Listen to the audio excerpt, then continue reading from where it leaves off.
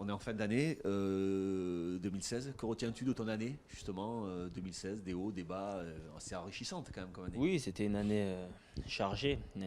Après, je pense que c'est plutôt une bonne année pour moi.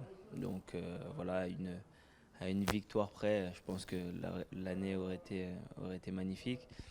Mais l'expérience de l'Euro a été belle, a été enrichissante et j'en garde un très bon souvenir. Tu gardes toujours justement une pensée pour cette finale perdue contre le Portugal, où tu te dis, bon, bah, c'est le football, on passe à autre chose, où il y a encore... C'est ce qu'on se dit, oui, c'est le football, il y a des matchs qui suivent, donc on est obligé de passer à autre chose, mais on n'oublie pas, on vit avec. Il y a quelques flashs qui reviennent de temps en temps sur certaines actions de ce match ou certains trucs, mais malheureusement, ouais, il faut vivre avec. Ouais, c'est des Gignac qui disaient qu'il a eu du mal à Ouais, s'endormir. mais Ouais. ça doit être ça, le poteau qu'il a mis, ça doit être, il doit le voir passer 100 fois dans sa tête par jour, donc ça doit être impressionnant. Qu'est-ce qui vous a manqué, tu penses, avec le recul sur ce dernier match? Sans, honnêtement, sans trouver d'excuses, je pense qu'il nous un petit brin de fraîcheur, un petit brin de lucidité sur ce dernier match où je pense que c'est le match de l'Allemagne qui nous a. On a couru, on a beaucoup couru, même si on a gagné, on a quasiment pas eu le ballon Ouais, vous avez souffert, ouais. du match, donc je pense que ce match-là nous a fait mal. Et après voilà, c'est ce brin de réussite, hein, c'est le poteau, c'est ça, mais bon, comme tu dis, c'est le foot, hein, c'est comme ça, hein.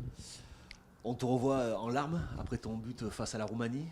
Quel sentiment tu as eu? Alors tu es passé par plusieurs étapes, ça me fait un peu penser à mon histoire à moi aussi, un peu critiqué en équipe de France. Le premier but qui fait que c'est une émotion un petit peu particulière. Moi ça a été pour l'Euro en 96 ou la Coupe du Monde en 98. Je revois un peu quelques similitudes. Tu es dans quel état d'esprit là Ouais, je pense tu que penses à quoi? À qui c'est un peu, ouais, c'est comme tu le dis, un peu de similitude avec 98, mais moi c'était surtout parce que quelques mois auparavant, au mois d'octobre, je me blesse assez gravement et je faisais déjà plus partie de la sélection, donc être à l'Euro déjà pour moi c'était quelque chose d'exceptionnel.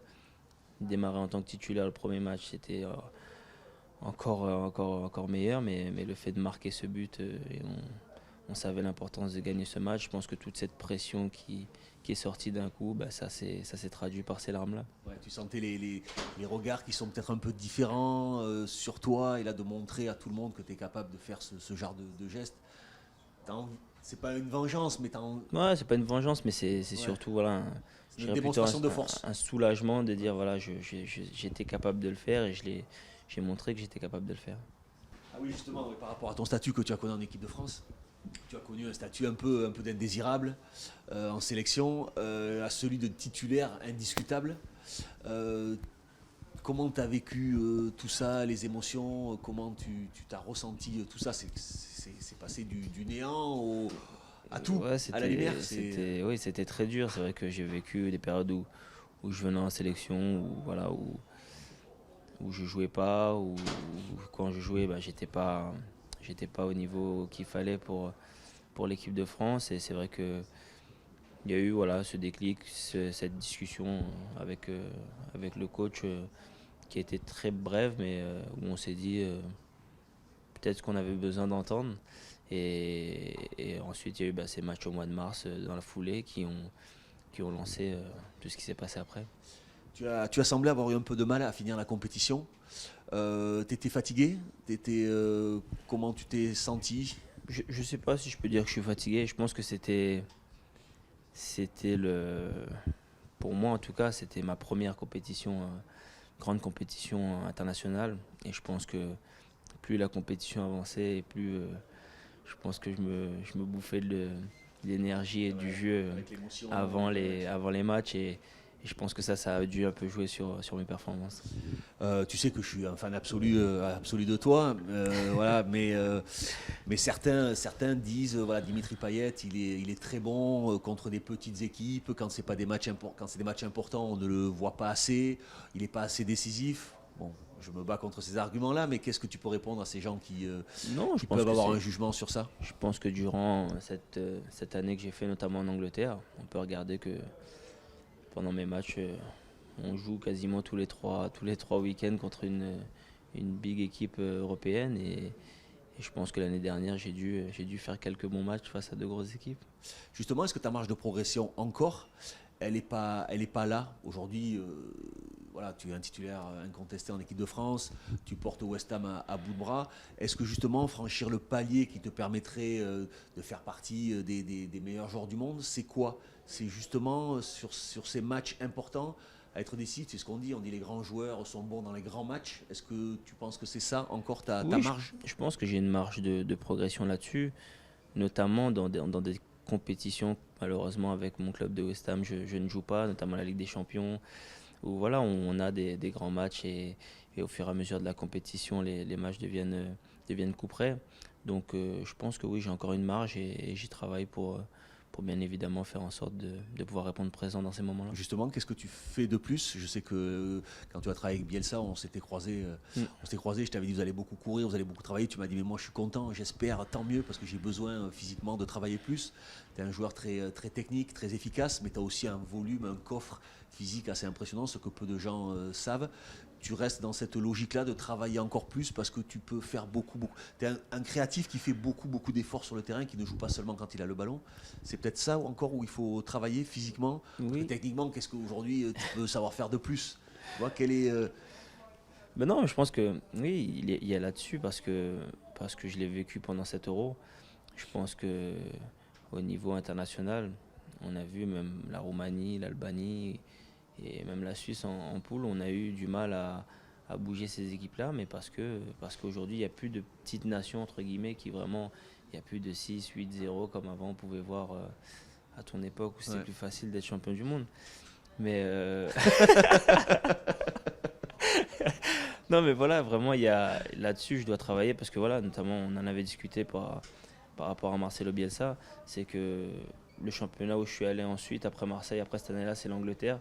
Et l'Angleterre, si tu n'es pas présent physiquement, si tu n'es pas constant dans les efforts et si tu n'es pas costaud, tu n'existes pas dans n'importe quel match qui puisse se jouer le week-end. Donc ça m'a rapproché du niveau international et ça m'a beaucoup aidé pour l'équipe de France. On va revenir après sur West Ham, mais je voulais revenir aussi sur la polémique là, qu'il y a eu avec Ronaldo. Il paraît que tu as interdit à tes enfants de Ouais. prononcer le nom de Ronaldo. Alors moi je trouve la polémique un peu ridicule parce que j'ai bien compris ce que tu voulais dire à travers ta déclaration, mais je pense que tu es aussi là pour le préciser, nous expliquer pourquoi cette polémique. Est-ce que tu reproches quelque chose à Ronaldo? Est-ce que tu as Oh. quelque chose contre Ronaldo? Non, non, non, le seul truc que je puisse lui reprocher, c'est d'avoir soulevé ce trophée à notre place. Sinon, non, bien évidemment que je n'ai rien contre Ronaldo. Ça, je pense que la polémique est partie aussi de ce fait de match où il s'est blessé en contact avec moi. Mais non, bien évidemment que non. Mes enfants ont l'âge d'adorer Ronaldo, Messi, Neymar. Bien évidemment, ce sont les meilleurs joueurs du monde et je vois pas pourquoi j'interdirais mon fils. Ouais, c'était une boutade au départ. Oui, bah Voilà. oui, c'était sous le temps de la plaisanterie, mais aujourd'hui on est tellement dans ce buzz, il faut faire des articles, il faut faire monter la sauce. C'est malheureux, mais il faut faire attention. Ouais, c'est vrai que moi j'ai bien compris le sens de ta phrase qui était c'était une rigolade avec tes Non, enfants bien évidemment. et ça a été Comme repris. Grisou qui a dit qu'il avait croisé 2 mois après, qu'il avait dit je te déteste. Ouais. Encore une fois, ça a remonté en sauce alors que c'était sous le ton de la rigolade. Donc la polémique est close. Ah, Il n'a pour pas eu moi. dès le départ, mais enfin. Pour moi, il n'y en avait pas, mais. Bon, il t'a pas appelé Ronaldo, il t'a pas non, son agent non plus. Non, non, non, Bon, non, non. personne t'en tient rigueur, t'as pas reçu des menaces de portugais, des menaces de mort. Je de pense que portugais. sur mes réseaux sociaux, ouais, j'en ai eu quelques-unes. Ouais. Par rapport à l'équipe de France, tu aurais aimé, comme disait Deschamps, tu aurais eu envie que cette finale de l'Euro se joue au Vélodrome. Ça vous aurait peut-être un peu plus aidé. On sait que la ferveur à Marseille arrive à créer des émotions. Ça marche beaucoup au rugby. Ça marche aussi quand l'équipe de France se déplace à Marseille. Il se crée quelque chose dans ce stade Bah, qui est un petit peu à il part. suffit Ça de aurait pu vous regarder- aider. Il suffit de regarder cette demi-finale Ouais. où je pense que si on la joue ailleurs, vu la complexité de ce match et le fait qu'on n'ait pas eu le ballon du match et qu'on a beaucoup couru, je pense que peut-être que si on est dans un autre stade, ça passe pas. Mais c'est vrai que ben, tu connais aussi l'ambiance du Vélodrome quand c'est comme ça, notamment dans ces moments importants. Ça vous aide. Je pense que par contre, on commence à avoir un public au Stade de France qui commence vraiment à jouer son rôle de 12e homme. On l'a vu notamment après le but qu'on a pris contre la Suède, C'est vrai. où justement le public s'est mis à nous aider à renverser ce match. Mais peut-être que oui, sur cette finale-là, si on la joue à Marseille, peut-être que ça, ses poteaux rentrant pour Ouais, Gignac. c'est jamais neutre au Vélodrome, il se passe toujours quelque chose, hein. Soit C'est ça, c'est clair, c'est ça. c'est clair. Euh, Tu penses que ton passage à Marseille Ah avec oui, Bielsa qui a fait c'est que sûr. tu as pris confiance en toi, que tu C'est t'es sûr. senti plus fort, meilleur, que tu as été puisé au fond de toi, peut-être que tu as fait des choses que tu n'avais jamais fait. Bielsa, c'est quand même un personnage assez particulier, il arrive à sortir des choses que tu connaissais Ah peut-être non, pas mais c'est toi. sûr, mais lui aussi m'a fait des choses dont personne ne m'avait fait, donc je pense que c'est parti de là. Lui, le premier jour, il est arrivé, il m'a dit, toi, ça va être tous les jours, je vais pas te lâcher. Et je l'ai vu, dès que je l'ai relâché une fois, il m'a pas pris dans le groupe, il m'a envoyé en vacances. Donc il a compris ce qu'il me fallait et il a su le faire, mais sans être trop dur, en étant toujours juste. Et en fait, en partant de Marseille, j'ai gardé ce quotidien en fait.